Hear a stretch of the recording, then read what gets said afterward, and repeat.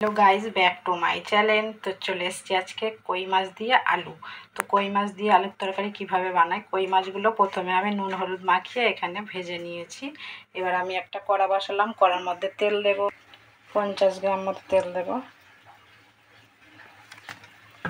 তেলটা গরম হয়ে গেলে এর মধ্যে আমি একটা পেঁয়াজ কেটে দেব।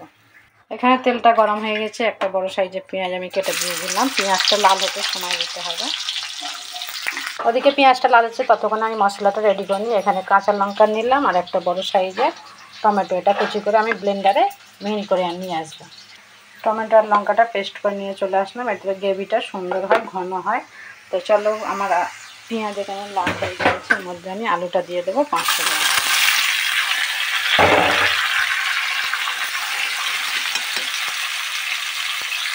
আলুটা নেড়ে নেড়ে একটু ভাজা ভাজা করে নিতে হবে, আর এতে নুনটা অ্যাড করে দিতে হবে। এখন তাহলে আমি নুনটা দিয়ে দেবো 1 চামচ, টেস্ট করে আবার দিতে পারো। দিয়ে আলুটাকে একটু ভাজা ভাজা করে নিতে হবে। আলুটা ভাজা ভাজা হয়ে গিয়েছে, এর মধ্যে দিয়ে দেবো আমি আদা রসুনের পেস্ট 1 চামচ,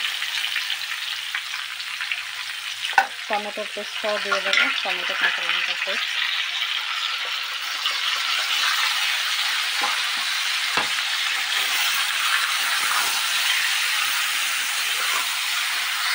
আর দিয়ে দেবো হলুদের গুঁড়ো 1/2 চামচ, আর দেবো গুঁড়ো লঙ্কা 1/2 চামচ,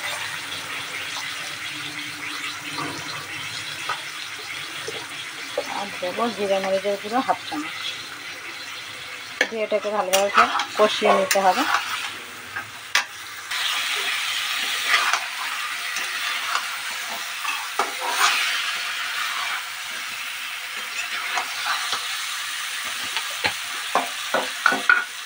মিক্সার গ্রাইন্ডার ধুয়ে রাখা জলটার মধ্যে দিয়ে দেবো।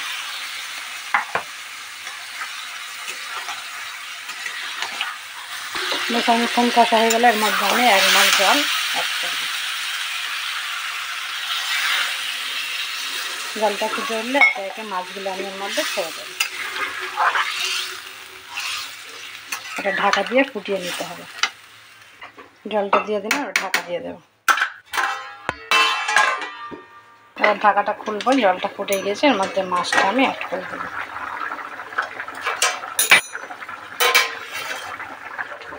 মাছগুলোকে এর মধ্যে দিয়ে দেবো,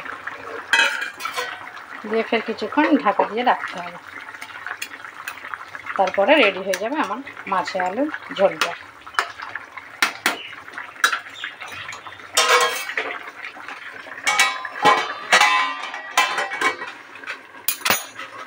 বেশ কিছুক্ষণ হয়ে গেলে ঢাকাটা খুলবো, দেখবো রেডি হয়ে গিয়েছে। ওয়াও, রেডি হয়ে গেছে। এতে আমি ধনেপাতা অ্যাড করব।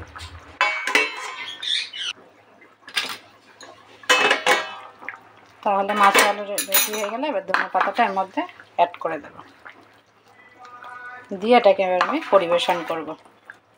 তাহলে রেডি হয়ে গেল আমার মাছ আলুর ঝোল, কই মাছ। তো সবাই এরমভাবে বাড়িতে রেসিপিটা বানাবে, খুব দারুণ একটা টেস্টি রেসিপি। তাহলে কিন্তু আমি এখানেই টাটা করে দেব। সবাই ভালো থেকো বন্ধুরা, বাই।